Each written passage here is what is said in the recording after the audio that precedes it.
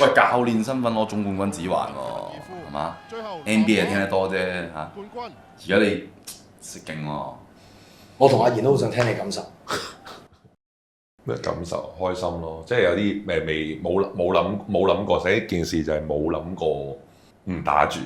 即係如果唔係因為受傷嘅話，即係可能諗住繼續都打多兩年，係啊，打多幾年，保障係啊，身份咁樣。只不過啱啱有個契機，有個機會，咁我嗰日問阿司徒，我話你會唔會有興趣同我一齊拍檔做教練㗎？即係我表白唔係，佢都停頓咗一下嘅。 OK，唔係嗰個停頓位係你揾我嗰日係4月1號嚟。原來咁樣。4月1號，佢驚我講你嗰個係4月1號嚟咯，好快喎佢，即刻預約先啦。唔係啊，咁我要預㗎嘛，預咗佢 reject 我，我可以話我講笑啫。